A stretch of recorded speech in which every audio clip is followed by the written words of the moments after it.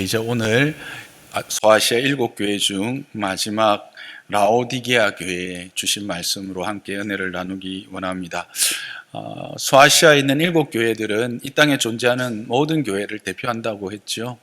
그래서 각자에게 주신 그 은혜들이 오늘을 살아가는 우리 모두에게 다 교훈이 되고 또 우리가 따라가야 될 또 삶의 또 신앙함의 표본이 되기도 하지만 특히 라오디게아 교회에 주신 말씀은 오늘을 살아가는 특히 현대 물질 문명 속에서 그런 풍요함 가운데서 실제로 지금까지 존재했던 어느 세대보다 가장 물질적인 풍요와 부유함을 누리는 이 세대 안에서 우리가 어떻게 믿음을 지키며 우리의 믿음이 어떻게 세워질 수 있는가를 보여주는 아주 소중한 말씀입니다.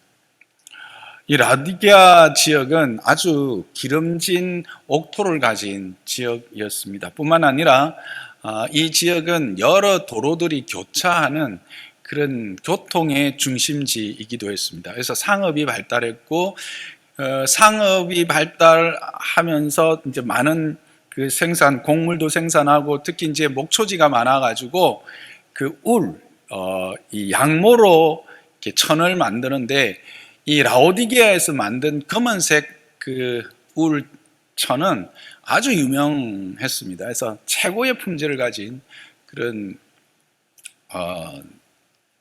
모직이죠. 양모를 이렇게 생산하기도 했습니다. 그러다 보니까 뭐가 발달했겠습니까? 은행업이 발달했습니다. 여러분, 미국이 가장 잘 사는 부자가 된 이유가 뭘까요? 물론 지하 자원도 크고 나라도 크고 뭐 다양한 이유가 있지만 가장 큰 이유는 금융을 손에 잡고 있기 때문입니다. 그 금융이 결국은 그 모든 산업의 중심에 있고 부의 핵심인 것처럼 이 라오디게아 교회도 이 은행업이 아주 발달해서 그 주변에 있는 어떤 도시들보다 부유한 도시, 그 도시가 바로 라오디게아였습니다. 그래서 이들은 그 자신들의 부유함에 대한 자긍심이 있었습니다. 이들은 이런 그 자긍심의 구체적인 그 예가 있는데 이런 자긍심을 가진 예가 있는데 그것은 주 60년경에 이 소아시아 지역에 아주 큰 지진들이 있었습니다. 그래서 주변에 우리가 앞에서 살펴봤던 4대 교회, 빌라델피아 교회가 아니라 빌라델피아 지역을 비롯해서 여러 지역들이 크게 이렇게 도시가 파괴되는 일들이 있었는데 그때 많은 도시들이 대부분의 도시들이 로마 정부로부터, 그러니까 요즘으로 말하면 중앙정부로부터 보조금을 받아가지고 다시 도시를 재건했는데 이 라오디게아만큼은 그렇게 중앙정부의 보조를 받지 않고 자신들의 가지고 있는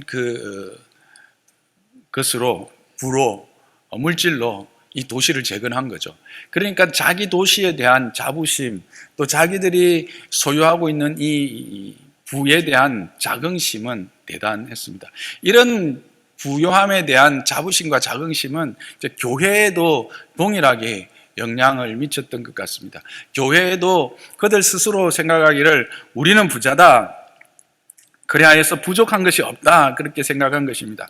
여기서 부족한 것이 없다라고 생각한 것에서 이 부족함의 어떤 극단은 한마디로 말하면 예수님조차도 어쩌면 필요 없다라고 말할 만큼 부족함이 없다고 생각한 것 같습니다. 왜 하냐면 뒤에 우리가 살펴보겠지만 예수님께서 계속해서 나를 통해서 살아고 이야기를 계속하는 것들을 보게 됩니다. 그런 것들로 봐서 이들의 그러니까 부족함이 없는 부요함, 또 자기 가지고 있는 부에 대한 자기들의 의지, 또 이것을 통한 긍지, 뭐 이런 여러 가지들이 결국은 물질이 자신의 모든 것들을 다 충족시킬 수 있어서 어쩌면 주님까지도 잊어버린 상태, 그 물질의 부요함과 물질의 풍요가 주는 안락함에 그냥 젖어들어 있는 상태, 그 상태에 있었던 것 같습니다. 그러나 주님의 판단은 달랐습니다. 주님은 오히려 너희는 공고하고 너희는 가련하고 너희가 가난하고 눈이 멀었고 벌거벗었다고 말씀하십니다. 그러면서 그 상태가 정상적이 아니라서 용납할 수 없어서 토해버릴 것만 같은 상태다라고 진단을 하신 것입니다. 이와 같은 공고하고 가난하고 가련하고 눈이 멀고 벌거벗은 상태, 그것을 비유적으로 어떻게 말씀하셨냐면 차지도 않고 뜨겁지도 않고 미지근한 상태로 토해버릴 것 같은 그런 상태에 있는 것을 말하고 있습니다. 이거는 이제 우리가 들어서는 산뜻 이해가 되지 않는데 라오디게아 성도들이 들을 때는 이 말의 의미가 뭔지를 분명히 알게 됩니다. 앞에서 말씀드렸던 것처럼 라오디게아 교회는 모든 것이 다 거의 완벽하게 갖추어진 도시였습니다. 그래서 부족한 것이 없는 도시였는데 딱 한 가지 부족한 게 있었습니다. 물이었습니다. 그들에게는 물이 없었습니다. 마실 물이 없어서 두 군데에서 물을 끌어오게 되었습니다. 한 곳은 약 9km 정도 떨어져 있는 히에라볼리라고 하는 온천을 끌어온 겁니다. 약 9km 정도 떨어져 있는 그 온천을 수로를 통해서 끌어오게 되었습니다. 또 한 곳에는 우리가 잘 아는 골로세라고 하는 지역이 있습니다. 골로세는 조금 이렇게 높은 곳에 있는데 그 골로세 지역에 보면 바비산이라고 하는 높은 산이 있는데 거기는 만년설이 있었습니다. 그래서 그 만년설이 녹아서 내린 아주 차가운 물이 있었습니다. 그래서 그 두 군데로부터 이렇게 수로를 통해서 물을 공급받아야만 모든 생활들이 되는 도시가 이 라오디게아였습니다. 그런데 문제는 이 뜨거운 온천수가 9km 정도를 수로를 통해서 오다 보니까 어떻게 되겠습니까? 식어버리겠죠. 그래서 미지근하게 된 겁니다. 근데 마시기에는 어떻습니까? 미지근한 물도 괜찮습니다. 근데 문제는 이게 식으면서 악취를 내기 시작하는 겁니다. 미지근해지면서 아주 심한 냄새를 이렇게 내어서 마시려고 입에 넣으면 토해낼 수밖에 없는 상태가 되는 거예요.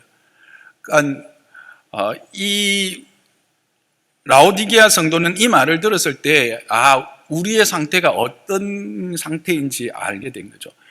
어떤 우리가 주석이나 또 뭐 이것에 대해서 예를 들을 때 뜨거운 물은 뭘 의미하고 차운 물은 뭘 의미하고 이렇게 이제 설명하는데 제가 느끼기에는 그런 게 아니고요. 이 환경을 통해서 지금 그 라오디게아 교인들에게 분명히 말하는 겁니다. 뭘 말하고 있는 겁니까? 너희의 지금의 상태는 그 본질적인 모습을 다 잃어버리고 변질되어져서 도저히 마실 수 없는 악취가 나는 토해낼 수밖에 없는 상태로 변화되었다라는 것을 이야기하는 겁니다. 여기는 뭐 미지근한 것은 조금 더 마시기 쉽고 뜨거운 차운 것은 더 시원하고 이런 말이 아닙니다. 차온 것은 오히려 뭐 찹기 때문에 회개를 더 할 수 있는 기회가 된다. 뭐 그런 말도 아닌 것 같습니다. 제 생각에는 딱 이게 비유로 현지인들만이 딱 알 수 있는, 즉 본래의 그 용도, 온천수는 마시는 용도가 아니라 몸을 따뜻하게 하고 회복하고 그렇게 하는 용도의 물이잖아요.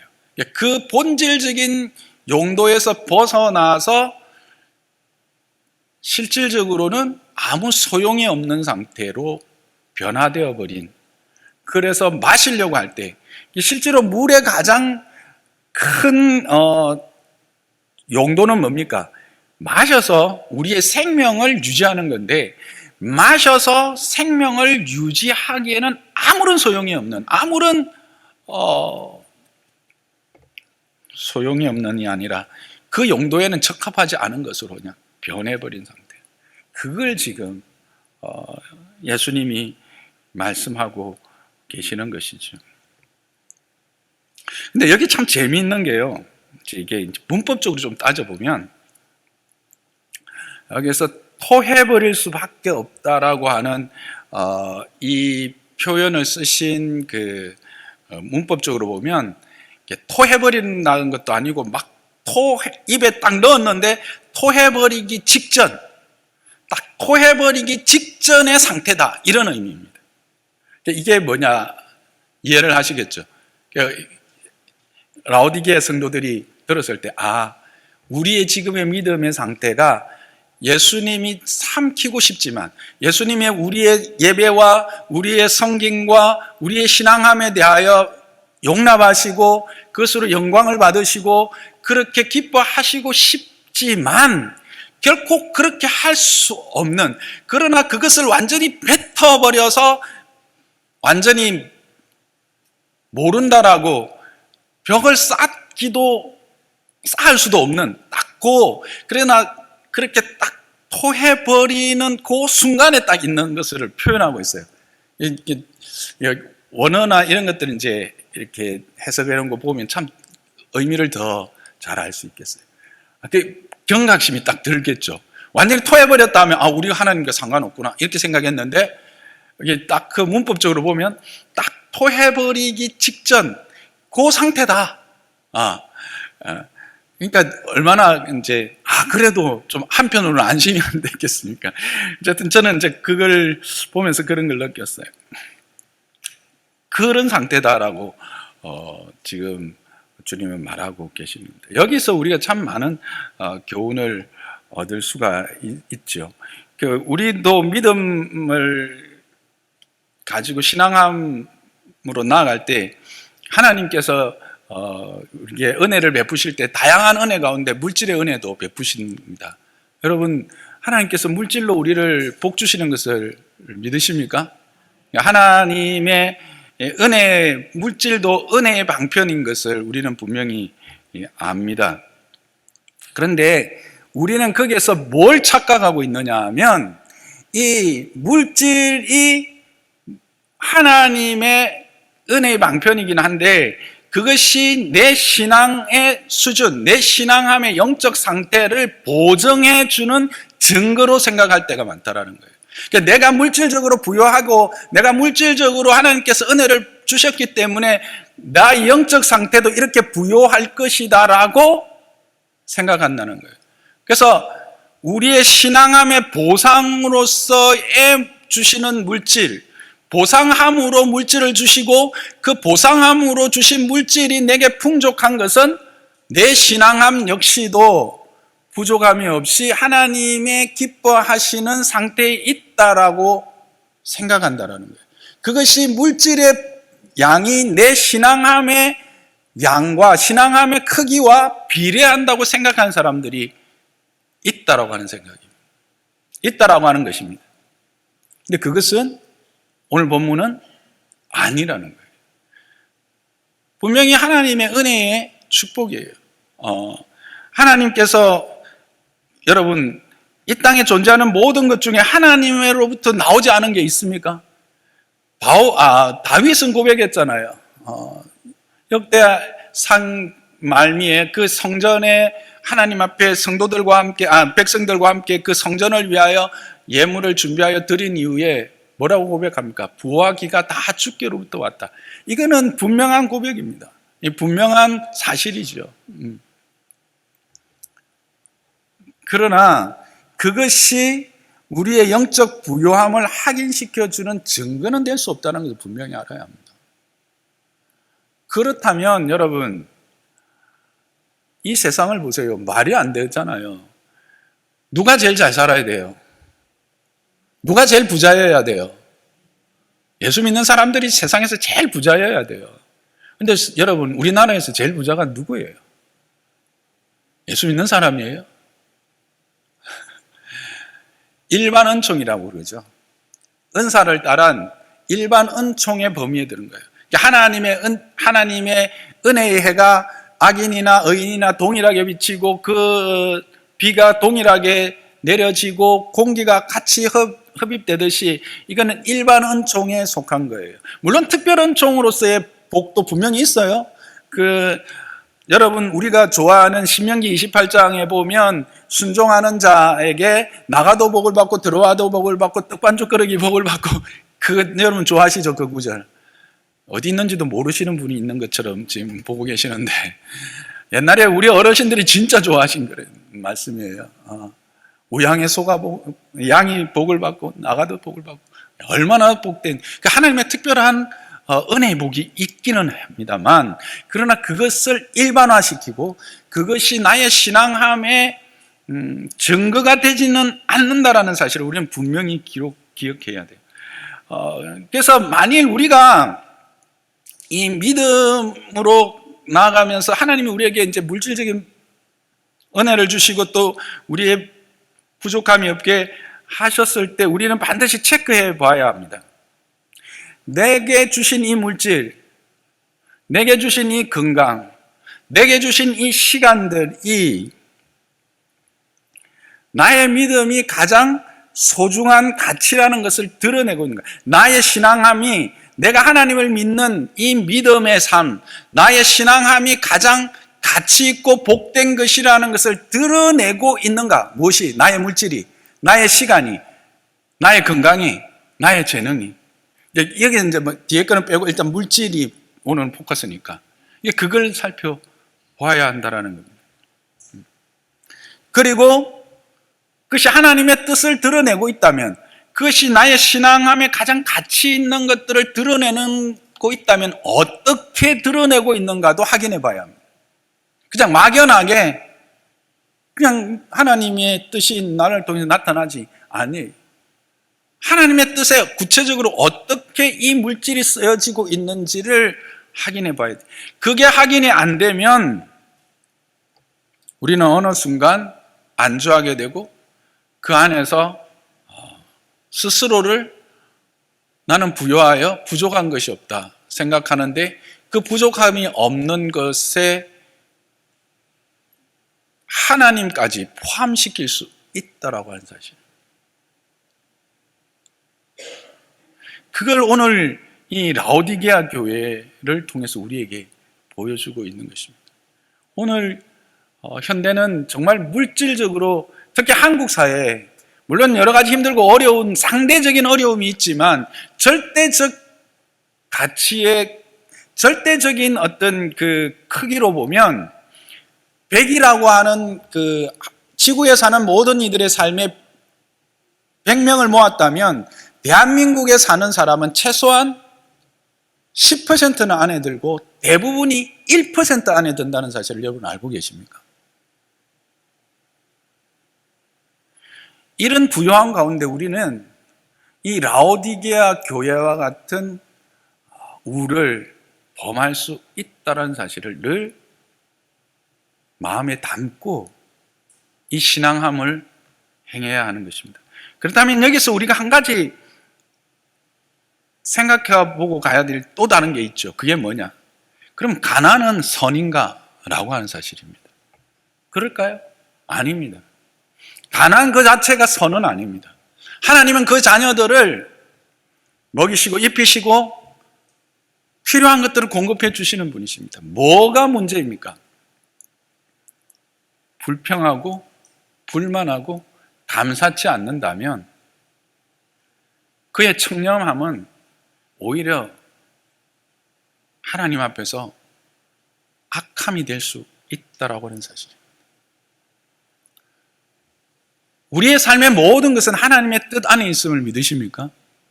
하나님은 선하셔서 그 백성들에게 각자에게 허락하신 하나님의 은혜의 그릇들과 은혜의 필요들을 공급하고 허락하여 주십니다. 그래서 우리는 바울이 말한 바 자족함을 배워야 하고, 그곳에서 내가 하나님의 사람으로서 하나님의 하나님 되심을 드러내고 있는가 없는가가 내 삶의 기준이 되어야 된다라고 하는 사실을 우리는 다시 한번 확인하게 되는 것입니다. 그래서 주님은 이런 착각 가운데 있는 라오디게아 교인들에게 이렇게 처방하십니다. 18절에 너를 권하노니 내게서 불로 연단한 금을 사고 금을 사서 부요하게 되고 흰옷을 사서 입어서 벌거벗은 수치를 보이지 않게 하고 안약을 사서 눈에 발라 보게 하라, 그렇게 말씀하십니다. 이 18절의 말씀의 핵심이 뭘까요? 금을 사는 것, 흰옷을 사는 것, 안약을 사서 부유하게 되고 수치를 면하고 눈을 보게 되는 것입니까? 저는 그렇게 생각지 않습니다. 내게서 살아가는 것입니다. 이게 무슨 말입니까? 금, 참으로 가치 있는 겁니다. 수치, 부끄러운 것입니다. 보는 영적 안목, 영원한 것과 참된 것을 볼 수 있는 것, 정말 복된 것입니다. 근데 이 모든 것이 다 어디로부터 온다는 겁니까? 그리스도께로부터 온다는 겁니다. 예수님 안에서만 참된 부요를 얻을 수 있고, 예수님 안에서만 참된 벌거벗음을 면하는 수치를 면할 수 있고, 예수 그리스도 안에서만 참된 영원한 것과 참된 것을 볼 수 있는 영적 눈을 가질 수 있다라고 하는 사실을 주님은 지금 말씀하고 계시는 것입니다. 그러나 세상은 어떻습니까? 세상은 끊임없이 세상 안에서 힘으로, 권력으로, 쾌락으로 이와 같은 가치들을 찾고 부끄러움을 면하려 하고, 그리고 미래에 대한 비전, 꿈을 이야기하고 진리에 대하여 추구하고 있습니다. 그러나 그것은 다 결국에는 헛되고 헛된 것이 되고 수치를 드러낼 뿐이며, 그리고 영원한 것을 얻지 못하게 되는 것입니다.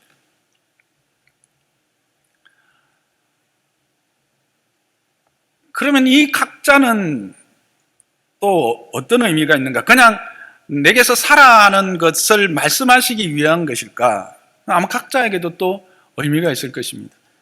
불로 연단한 금을 사서 부욕케 하라고 하신 말씀을 먼저 살펴보도록 하겠습니다. 이 말씀의 출발은 무엇이 전제되어 있습니까? 지금 너희들이 소유하고 있는 것, 그것이 지금 불순물로 오염되어져 있다는 겁니다. 근데 지금 너희가 실제로 소유하고 있는 것은 뭐다? 금이었다는 겁니다. 너희가 지금 나를 통해서, 나를 믿음으로 소유한 그 영생과 하나님의 나라의 자녀됨의 그 복들, 그것은 이 땅에 가장 가치 있다고 말하는, 너희가 생각하는 가장 가치 있다고 말하는 정금과 같은 것이었다는 겁니다. 근데 그게 어찌됐다? 오염되어져 있다라는 것을 전제하고 있는 겁니다. 오염되어져 있다라고 하는 사실. 그래서 그것을 다시 가치를 나타내기 위해서 뭐가 필요하다? 그것은 연단이 필요하다. 불의 연단이 필요하다라고 말하고 계시는 것입니다. 실제로 성경에서 이 불로 재련되어지는, 불로 태워서 깨끗하게 되는 이 개념은 고난을 통해서 우리의 믿음이 정화되어져서 순수하게 깨끗한 신앙으로 변화되는 것들을 이야기하고 있습니다. 오늘 그걸 말하고 계시는 것입니다. 여러분, 저와 여러분이 그리스도로 말미암아 소유하게 된 하나님의 자녀가 되고 그의 자녀가 된 자로서의 누림과 받은 은혜와 복이 진정 가장 가치 있는 정광과 같은 것을 믿으십니까? 그렇게 고백하십니까? 그렇게 그것을 누리고 계십니까? 그것이 진정한 정금입니다. 그것이 진정한 부요한 것입니다. 그런데 라오디게아 교회는 그것에 대해서 망각하고 있다는 거예요. 그게 바로 불순물입니다. 그것을 태워야 된다. 그것을 제거해야 된다. 그래야만 다시 너희가 부요하게 된다는 거예요. 진정한 부요함을 누리게 된다는 거예요. 그래서 여러분, 믿음의 이 선진들 보면 다 연단의 과정들을 거쳤던 것을 우리는 보게 됩니다. 아브라함, 이삭, 야곱, 요셉, 대표적으로 창세기에 나오는 인물들, 12장 이후에 나오는 인물들, 우리 창세기 할 때 다 살펴봤잖아요. 지금 뭐 다시 이야기할 것도 없고 다 나름대로의 연단의 시간을 거쳤어요. 그리고 모세, 다윗, 하나같이 연단의 시간이 없었던 사람들은 없었어요. 우리 안에 허락하신 이 자녀됨의 복을 더 분명하고 온전케 하기 위해서 하나님은 때로는 연단의 시간을 통해서 힘들고 어려운 과정이지만 그 시간들을 통해서 그 가치를 온전하게 회복시키시고 그들을 사용하신다는 사실입니다. 우리는 다윗의 시편 23편을 참 좋아합니다. 여호와는 나의 목자시니 내가 부족함이 없다. 와, 그렇지. 내 인생에 그 고백만 할 수 있다면 뭐가 아쉽겠습니까? 그렇죠? 부족함이 없는, 여호와로 말미암아 부족함이 없는 삶의 모습, 또 삶의 여정들 얼마나 복되겠습니까? 쉴만한 물가로 인도해서 누이시고 푸른 출밭에서 먹이시는. 그런데 여러분, 이 삶이 어느 과정을 거쳐서 주어진 것입니까? 사망의 음침한 골짜기에서 그의 지팡이와 막대기의 안위함과 인도하심을 받은 이후에 드리는 찬양입니다. 우리는 늘 23편 1절에서 3절만 가지고 암송하고 감사하지만 실질적인 그 찬송은 4절의 사망의 음침한 골짜기를 지나고 그 골짜기 가운데서 내 스스로가 어찌할 수 없음을, 하나님의 은혜가 아니면 한순간도 존재할 수 없는 자라고 하는, 그의 지팡이와 그의 막대기가 아니하고 나를 지켜주지 않고는 이 사망의 음침한 골짜기를 지나갈 수 없는 자라고 하는 사실을 분명히 깨달은 자의 고백이라는, 그 말은 다른 말로 하면 사망의 음침한 골짜기가 있었다라는 이야기잖아요. 우리는 그걸 기억해요. 그래서 여러분, 우리에게 이와 같은 때로 삶의 연단의 시간이 올 때 여러분은 감사하시기를 바랍니다. 하나님이 여러분을 잊지 않으셨다라고 하는 증거입니다. 우리의 삶에 다시 재련되어 더 순결하게 될 시간이 되었고, 더 순결하게 되어 하나님의 쓰시기를 원하시는 시간이 되었다는 것을 기억하십시오. 여기서 우리는 한 가지 생각하게 되는 게 뭐냐면, 왜 한 단계를 넘으면 또 한 단계, 또 한 단계, 하나님의 우리의 연단함이 끝이 없는가라는 생각을 하실 분들이 계실 겁니다. 그렇죠? 그렇습니다. 하나님은 어디까지, 하나님의 형상의 그 부요함에까지, 하나님의 그 장성한 분량에까지 우리를 자라게 하시고, 그 자람 안에서 누리는 하나님의 그 충만하신 것으로 충만함을 누리게 하시는 것이 하나님의 우리를 향한 뜻입니다. 그래서 우리 생각에는 여기쯤이면 내가 충분할 것이다, 주님 이제 됐잖아요 라고 생각할 수 있지만, 하나님은 내게 더 온전함과 더 충만함을 원하고 누리게 하시기 위해서 우리를 때로 그 사막, 그 광야로, 때로는 말할 수 없는 깊은 웅덩이 속으로도 우리를 데리고 가실 때가 있다라는 사실입니다. 그러나 주님은 내게서 살아 하는 말씀은 뭘까요? 내가 주겠다라는 거예요. 내게서 살아 하는 것은 내가 주겠다라는 거예요. 아예 팔지 않을 거를 사라고 하겠습니까? 안 합니다. 이 말씀은 그 근본에는 내가 주겠다라고 하는 겁니다. 흰옷을 사서 벌거벗음을 면하라 합니다. 벌거벗음을 면하는 이유가 뭡니까? 수치를 면하는 것입니다. 이들은 세상의 옷으로 자신들의 수치를 면할 수 있으리라 생각했습니다. 자신들이 만든 그 아주 윤기나는 울, 최고의 울입니다. 그 울로 만든 모직으로 옷을 입으면 자신의 가치를 드러내고 자신의 수치를 면할 수 있을 것이라고 생각을 한 것이죠. 근데 주님은 그걸로 안 된다는 겁니다. 흰 옷을 입어야 된다는 겁니다. 흰 옷이 뭡니까? 그리스도의 보혈로 씻겨진 옷을 말합니다. 그리스도의 보혈로 정결케 된 옷을 말하는 겁니다. 결국 우리의 수치, 우리의 부끄러움을 가릴 수 있는 유일한 것은 그리스도의 십자가의 보혈로 말미암는 은혜, 그것 외에는 우리의 수치를 면할 방법이 없다는 겁니다.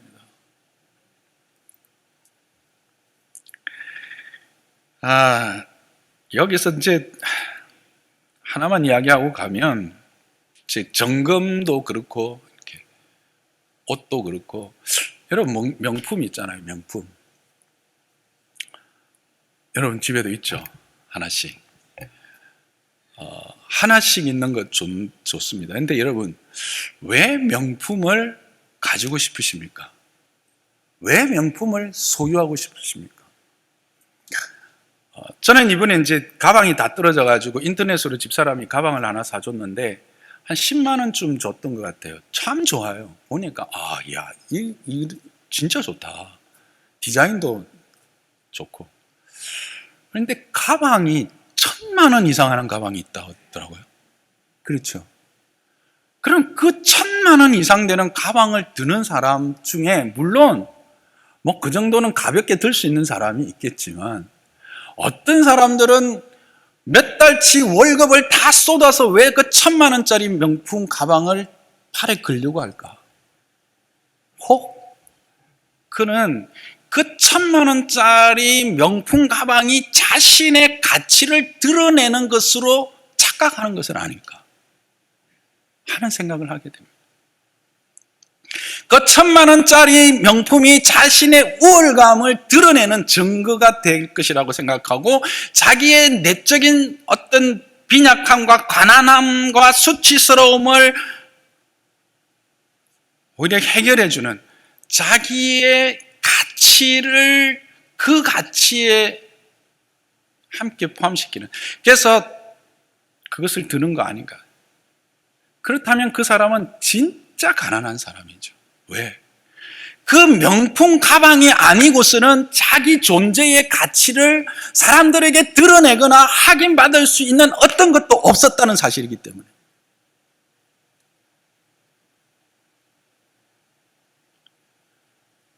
흰 옷을 사서 벌거벗음을 면하라고 하는 말의 역은 뭐냐면, 너희가 그렇게 고급인 블랙 울로 너희의 몸을 가리고 그것으로 치장함으로 너희의 가치를 드러내고 너희의 부함을 나타내 보이려고 하지만, 그렇다고 너희의 그 부끄러움과 너희의 벌거벗음이 감추어지는 것은 아니다라는 사실입니다. 오직 예수 그리스도의 십자가 보혈만이 우리를 수치로부터, 우리를 부끄러움으로부터 벗어나게 하는 것입니다. 안약을 사서 눈에 발라 보게 하라고 하십니다. 앞에 말씀드린 것처럼 이 라오디게아는 그 안약으로 유명하다 그랬죠. 유명해서 수출까지 하는 그런 안약인데, 그 안약으로 너희가 참된 것, 영원한 것, 온전한 것을 구별할 수 없다라는 사실을 말하고 있는 것이죠. 진리를 알지도 못하고 생명을 깨달지도 못하고 영원한 것을 볼 수 있는 안목을 가지지 못한다는 사실입니다. 오직 주께서 눈을 뜨게 하는, 주께서 그 눈을 뜨게 하실 때만이, 그 눈을 열어주실 때만이 영원한 것을 보고 참된 것을 보고 진정한 가치를 깨달을 수 있는 영적 안목이 열린다는 사실. 그래서 그럼 안약이 뭘까라는 생각해 봤을 때 결국 말씀이에요. 말씀. 그리고 성령이세요. 말씀을 우리에게 풀어주시는 성령이 아닌가, 저는 그렇게 생각합니다. 우리가 하나님의 말씀이 아니고서는 어떻게 우리가 참된 진리와 영원한 것, 생명에 대해서 알 수가 있겠습니까?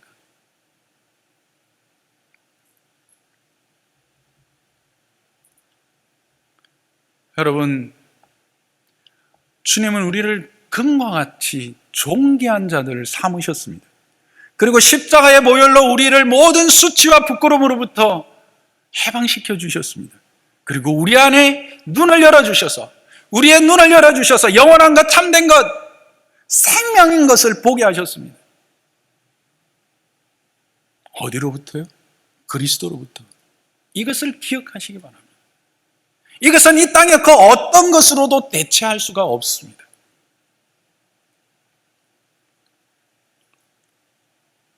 이걸 위해서 우리는 사야 합니다. 산다는 말이 뭘까요? 대가를 지불한다는 것입니다. 이것에 대해서는 다음 주에 함께 생각해 보도록 하겠습니다. 말씀을 정리하겠습니다. 라오디게아 교회, 참으로 큰 교회였고 모든 사람들이 부러워하는 교회였습니다. 겉으로는.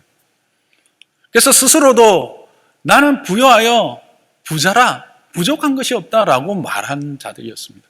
그러나 주님 보시기에는 가난했고 공고했고 헐벗었고 눈먼 자들이었습니다. 그래서 결국은 그 미지근하여져서 냄새나서 토해버릴 수밖에 없는 미지근한 물과 같은 존재, 물에 가지는 근본적인 그 역할인 생명을 얻게 하고 살게 하는 것을 감당하지 못할 만큼 변질되어져 버린 라오디게아 교회를 주님은 알고 보고 말씀하고 계시는 것입니다. 오늘날 우리의 삶은 과연 이 라오디게아에 주시는 말씀에서 자유로울 수 있을까? 자유로울 수 있는 자들이 되기를 주님의 이름 축복합니다.